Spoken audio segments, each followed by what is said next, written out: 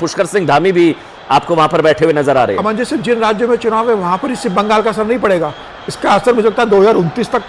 पड़ने वाला है। और अब जिस तरीके से इंडिया गठबंधन में स्टालिन खुद चुनाव हार जाते, सत्ता से बाहर हो गए, ममता बनर्जी जो इंडिया गठबंधन के प्रमुख चेहरा बनना चाहती थी, सबसे बड़े राज्य की एक मुख्यमंत्री थी, 29 लोकसभा के सांसद है, 13 राज्यसभा के सांसद है, इतनी बड़ी मुख्यमंत्री भारतीय जनता पार्टी से इस बार हार गई। इंडिया गठबंधन के अंदर डर का और एक निराशा का माहौल है। मुझे लग रहा है कि अखिलेश यादव सबसे ज्यादा इस समय डरे होंगे कि 8 से 10 महीने के बाद मार्च 2027 में अखिलेश यादव को उत्तर प्रदेश में चुनाव में जाना है, और वहां तो योगी है, मोदी और योगी की जोड़ी है उत्तर प्रदेश के अंदर। योगी जी का 10 साल का कामकाज है 2017 से लेकर 2027 तक का, तो अखिलेश यादव मुझे लगता है मान के चल रहे होंगे कि उत्तर प्रदेश के लगभग असंभव हो गया है, और वहां भी भारतीय जनता पार्टी ऐसी सरकार बनाएगी। उस राज्य से नरेंद्र मोदी सांसद है, वाराणसी से अमित शाह लगातार संगठन देख रहे हैं, और योगी ने जो 2017 से लेकर उत्तर प्रदेश में काम किया है, मुझे लग रहा है उसका कोलकाता से आप सीधा प्रसारण देख रहे हैं। बंगाल की राजनीति में आज का दिन बेहद से इंडिया गठबंधन में बहुत ज्यादा डर का माहौल होगा इस समय कि प्रधानमंत्री मोदी ने सिर्फ बंगाल फतेह नहीं किया है,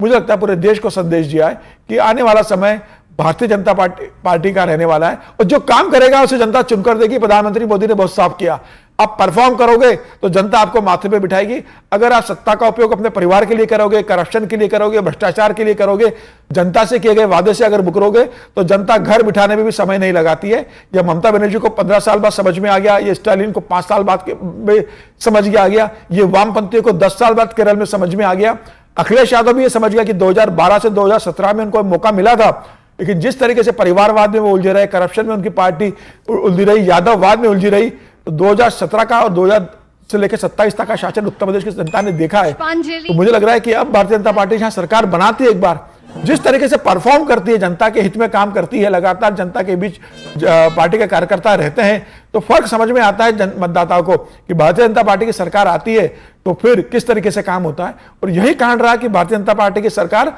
जिस राज्य में एक बार सरकार बना लेती है दूसरी बार नहीं हारती है। हरियाणा में देखिए, जहां कांग्रेस के लिए कहा जा रहा 3 बार लगातार सरकार बनाई, ये आपने ठीक कहा। हरियाणा में देखिए, मतलब वहां पर अदला बदली चलेगी, लेकिन यहां अगर बीजेपी एक बार आ गई जहां, तो कभी नहीं जाती। अब बंगाल जैसे 34 साल वाम शासन रहा, 15 साल ममता बनर्जी, और राहुल गांधी की एक बार आपको, और अब इसके बाद उसके बाद लोकसभा की सीटें भी तो